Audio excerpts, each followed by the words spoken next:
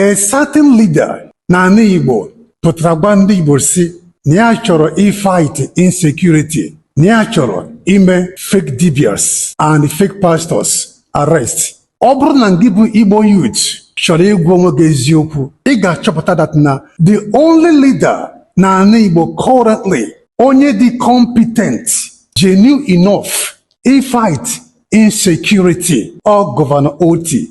Since that man na-achị, ngị nwa bụ Igbo youth, ọ bụkwa mụnwa, na-post video in every part of social media. Ị na-ekwu na-asị no na ka ngị bụ Igbo youth maalụ that na Igbo governors nwere ego. The same you a na-ajụ sị kedu ebe other governors na Igbo jizi ego niile a na-enyefe eme?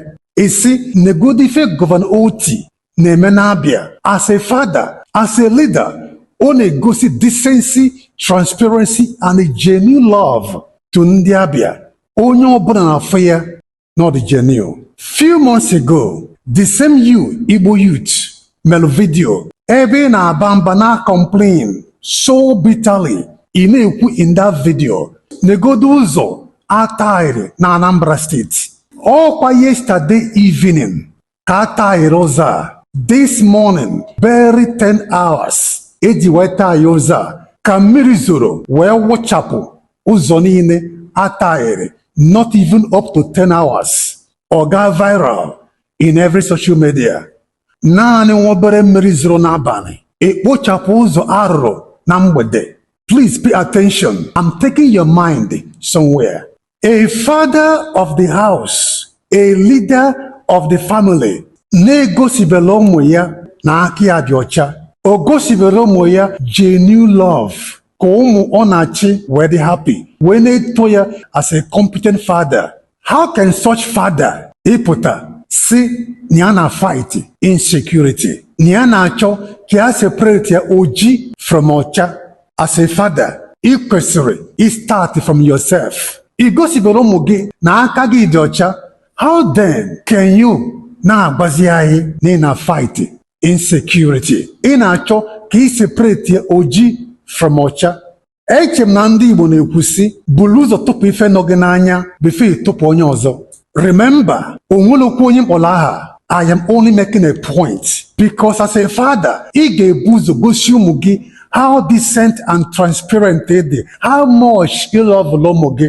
Then, as nwata, ị na-eto, ịfụzi ife nna gị na-eme, ị wee soro nna gị wee gaa mee ife anwa nna gị na-eme. Ngị bụ nna, ị wee bilite na-apịa ụmụ gị ụtarị because na ụmụ gị zuru oshi, ụmụ gị mere ife ọjọọ, but ngị bụ nna ka na arụrụkwa aka.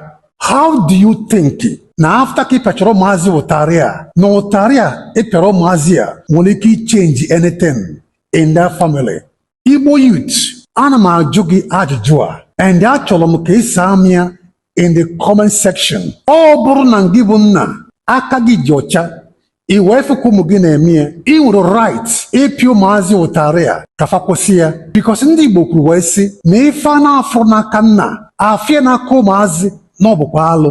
Ọ bụrụ na gị bụ father of this family, no na-eme ego niile a na-egenerate from the family business, the income, the revenue, n'iji ego niile a provide yala anyị ụlọ, na-akwụ anyị ụgwọ ofu na ofu, free educations, factory eju everywhere, ọkwa na-enwusi, okporo ụzọ niile abụrụ siriri werere, life adị enjoyable. People are now for ya that na this father provide the ụmụ ya the basic immunities. Every father na provide the ụmụ ya. Ụmụazị a mejozie, ị nwere right ịpịa ụmụazị ụtarị, ịkpọrọfa ndị uwe ojii, ịtụfa nga, imefe ife ọbụla dị gị mma, because mgbe ọbụla agụụ na-agụ nkịta, i wee felo inye nkịta nri nyejuo ya afọ, nkịta ga-echiata azụ tagbuo gị. Your responsibility as the owner of nkịta bụ ka ị provide nkịta every necessary immunity. Bịa na abroad, ị ga-agbagide n'ụzọ for like 1 hour. Factory n'aka nri, factory n'aka ekpe, factory everywhere. Ọlụ abụla aja dị n'ala. As a leader, ụmụ gị nwe ọlụ, ụmụ gị nwe ọkụ, ụmụ gị nwere ụzọ. A graduate with first class a na-agba ọkada, na-agba keke, na-akpa wheelbarrow because ọrụ adịlọ.